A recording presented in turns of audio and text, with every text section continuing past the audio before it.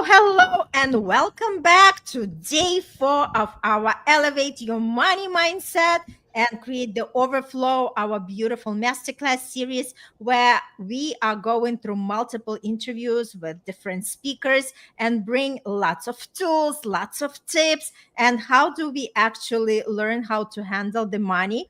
And today we are going to dive in. Are we really ready to receive, right? Because a lot of times we say we want more money, but then again, if our energy is repellent, right? If we start doubting ourselves, if we are in that fear, we are unconsciously just repelling that overflow that we all can tap to. And I'm just here with a couple of beautiful experts who decided to join me. Thank you so much for coming in and just bringing this beautiful energy. And we are just going to go around and introduce everybody, and everybody is going to say what they are all about. Krystalya, will start from you. I'm all about teaching people how to tap into their own innate healing abilities. And that doesn't mean just healing the body, but it means healing body, mind, and spirit. So, healing our money issues is just as important as losing weight or healing cancer. And I believe we need to really learn what the underlying emotional pieces are in order for us to actually do our healing work. And so many people dismiss that part of it and end up not really healing the issues underlying. So I enjoy teaching people that. And I think this particular summit is really going to be fun for everybody. There's a lot to learn about how our mindset can really mess us up when it comes to Mhm. prosperity and abundance. Absolutely. Yes. Awesome sauce. Thank you, Krystalya. Jennifer, you're next. Hi, everyone. I'm really about alignment and consciousness expansion. So I work with clients and I help them go deeper into the patterns, the habits, the things that have been holding them back from really stepping into their true power, their true potential.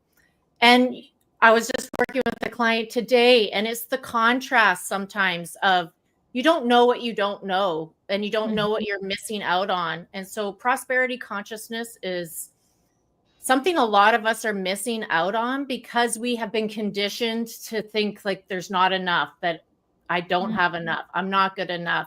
And scarcity consciousness is been prevalent.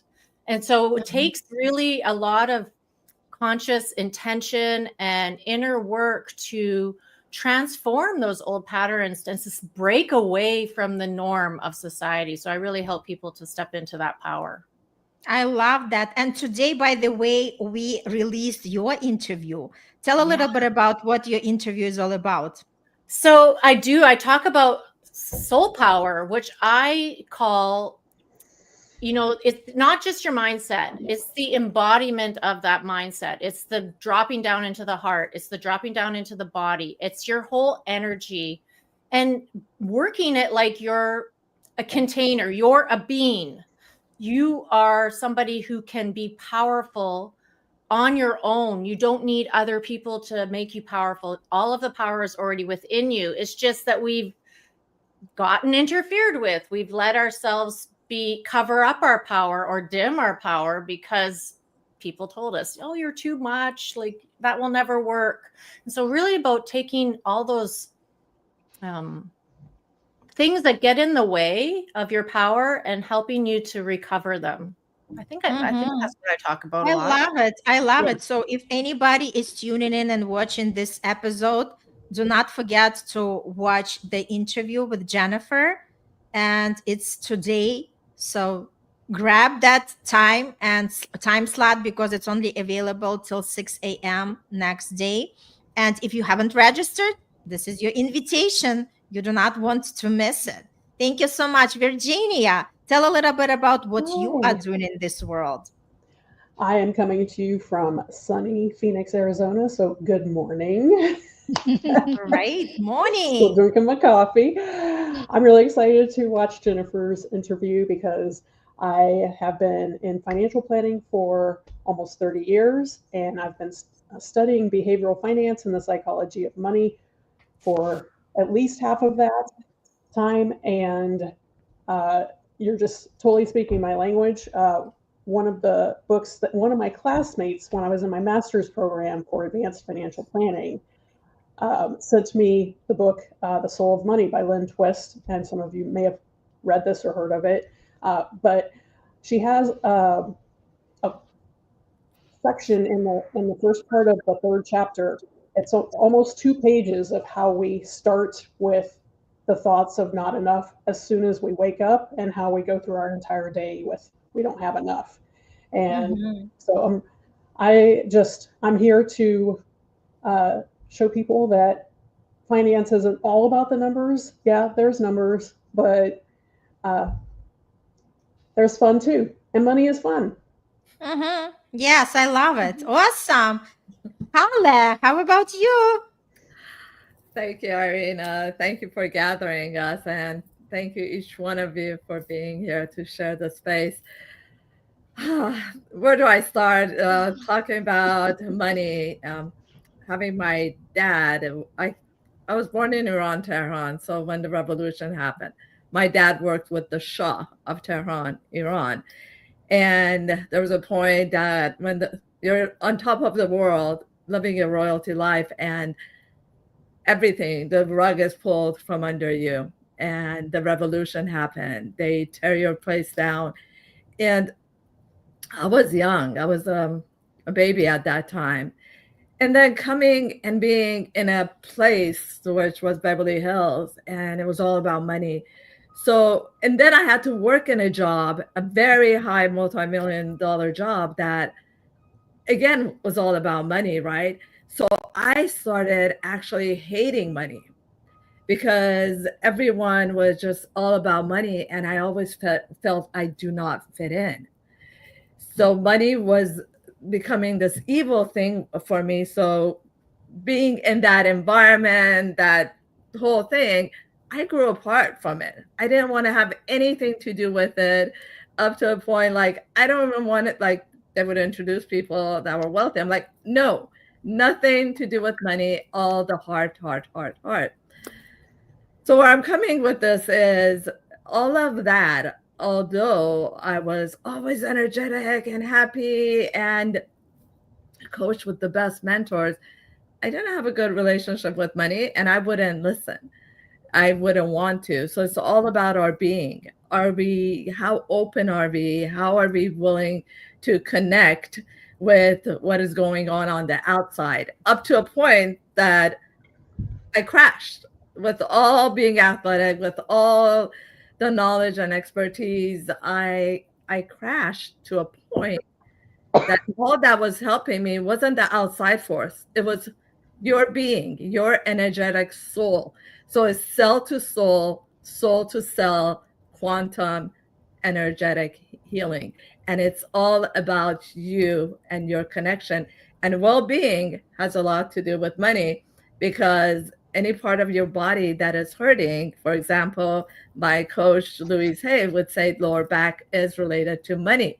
And a lot of people have back issues, and that is connected to their well-being, which is money related. So every part of our body is not normal to have aches and pain. It's all that deep connection, that cell connection that'll bring those uncomfortableness that we manifest because we project everything outward. That's such a great story. Thanks for taking us there. But you forgot to say what you are doing. What is your business all about?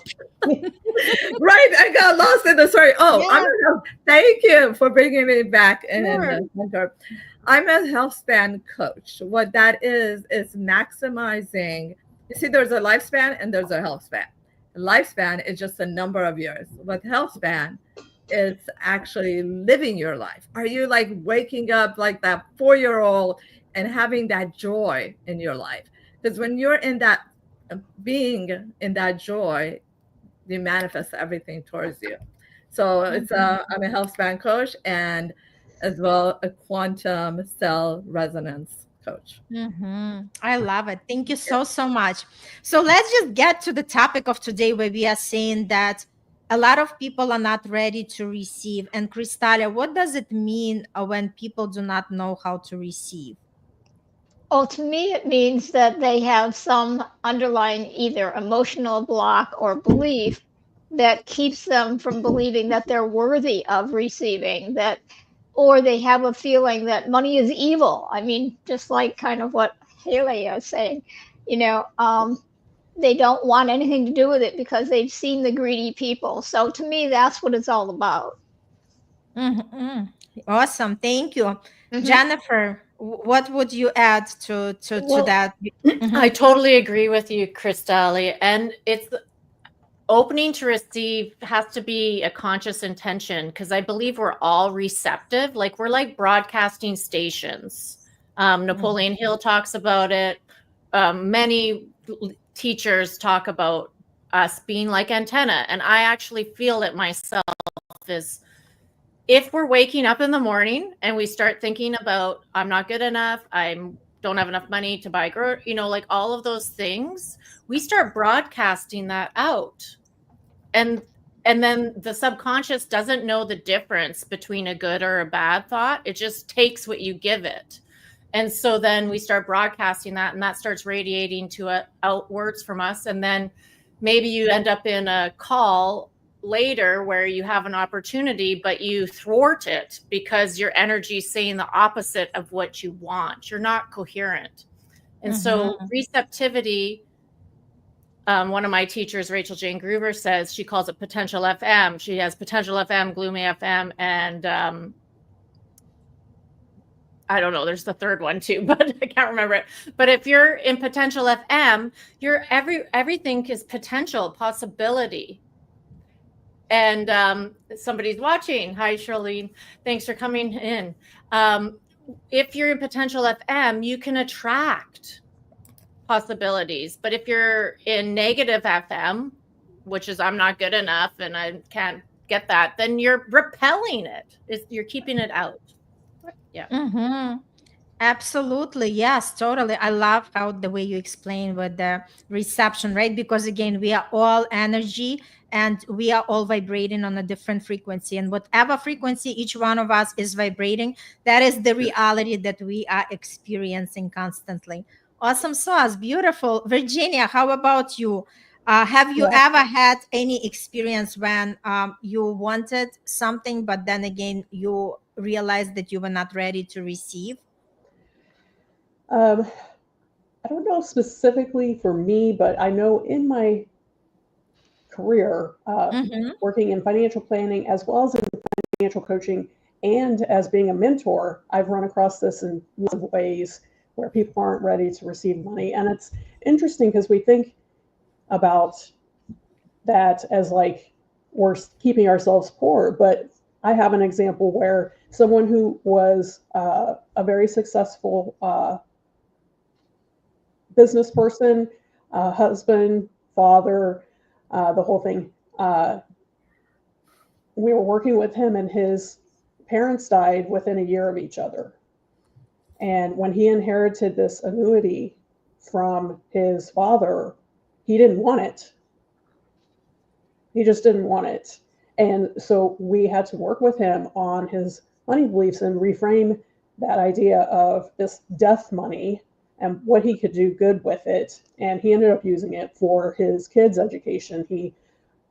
Every year when he got the money, he would move it into an account for his kids for their future education and then whatever else after that. I also know someone who has two businesses, and she is so great at both of them, but she won't invoice for a long time. And I am guilty of that myself sometimes.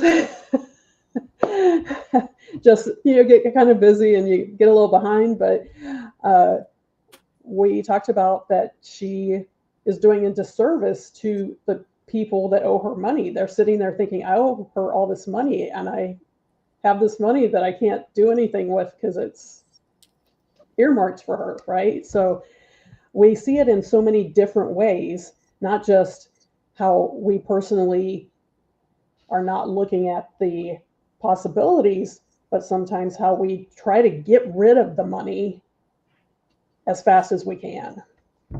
Totally. Absolutely. Haleh, what comes to you when we are saying that we have to be ready to receive? Thank you. Actually, this hits home. I wasn't, I was always about not accepting who I am. I had a place long decades ago that I hated the way I am. I hated the way I look. I felt I don't fit in.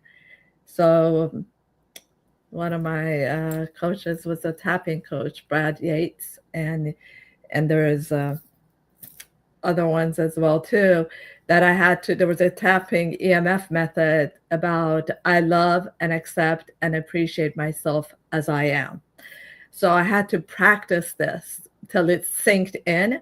And another mirror work that I did with Louise Hay up to today, actually, I carry the mirror next to me, which has become a habit, like a routine for me. So every morning, like when you get up, the first thing is like look at yourself eye to eye in the mirror and say, I love you. And really embody and feel that feeling, the all the way down to yourself to feel it, not just to say it. And do it before bed too. So that has become a habit. So once you accept yourself, you are willing to accept anything on the outside because it all starts within you. Mm-hmm. A lot of people have issues in acceptance, and I've seen it in different cultures, especially like money. It's hard for them to accept, and they have to right away pay back because they feel guilty. So shame and guilt comes up. So once you accept and know your worth and know your value, and then everything will you'll you'll receive.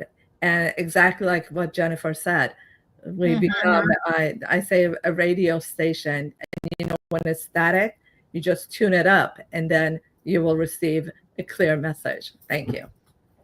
I love what you share. And I just wanted to point out a lot of times people think that if I receive one more certificate or if I go back to school, that's what's going to open up that channel for abundance. But we are here to say you do not need another degree because there are a lot of intelligent people with, master's degrees and everything, and they are barely making.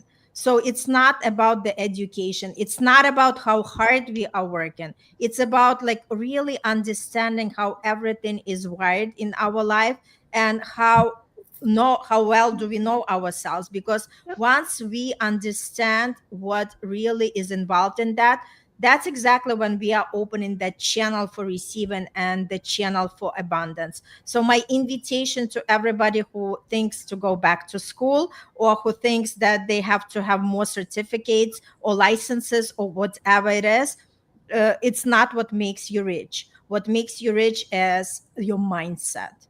And that's why this event is called Elevate Your Money Mindset. And everything starts with our thoughts, right? Because we can say that we want something, but if our thoughts are still the thoughts of scarcity, if the way we speak, it's still coming from the lack, if the way we act and the feel and just express ourselves still is mismatched to what we desire, we cannot have what we are not matching. And that's exactly just that part of conversation that goes back and forth. So again, it's not about receiving more certificates or going back to school. It's about like really tap into who you are. And I truly believe that by partnering with the coach, the one that really resonates with you, that's why I created that event. So you can connect to somebody that speaks your language, somebody that's near and dear to your heart, connect with them and seek that help, because that help is always available. And this is exactly what we are doing. We know how to take you from where you are to where you want to be. And that's our invitation. Everything starts from the event. Just connect with somebody and see how your life can unfold once you start working with somebody, because again, we never meant to do this alone. So this is something, anybody wants to say something besides that? Anything else? I'll add to what you were saying about um, getting the degrees, the certificates, and so on. One of my core values is actually learning. So I tend to do all those things. But I also have found over my career that getting a certificate that advances my career is a good thing, but just going to get more certificates is not going, like, that doesn't do anything, right? It's the clients are not the ones that care about it. It's the people that I work Mhm. for, right? That I got Right. those certificates for. When I went back to get my master's degree, that was, um, I specifically looked for a program where I knew I was going to learn more about myself within that Mhm. program, Mhm. right? So I didn't look for the easiest program or something like that. I looked for the one where I knew I was going to have personal growth in the program. And I Mhm. think that's sometimes gets a little lost, especially in professions where you have continuing ed requirements. You just want to get those hours done. But if you can pick the things that you really want to learn more about instead of just the easy stuff to get it checked off the list, it gives you an opportunity to open a little bit more of your perspective, especially if you go a little outside your comfort zone on something that you think is not something you need to learn about.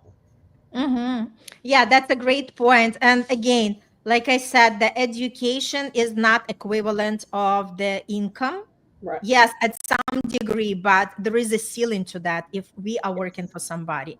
But once we go on our own, and how do we go on our own? We just let the process to happen, right? That's why it's important to have a guide next to us, because it's very difficult to do it alone. And again, a lot of people are saying, what if I fail? And I say, what if you fly? So the idea is what you are Yeah. focusing your mind on is going to expand in your life. Just be more mindful what you put your attention to, and that's exactly how things are going to unfold in your life. All right, thank you so much. That was exciting. That was awesome. Thanks everybody for bringing their light Thank and you. energy. Look at all the beautiful speakers. And again, if you haven't registered, what are you waiting for? This is the perfect time to do it right now, because even one interview can change the trajectory of your life, because that's the shift in your mind. When you start thinking differently, you start creating differently, and you definitely receive different results. Thank you so much, and see you Thank tomorrow. you.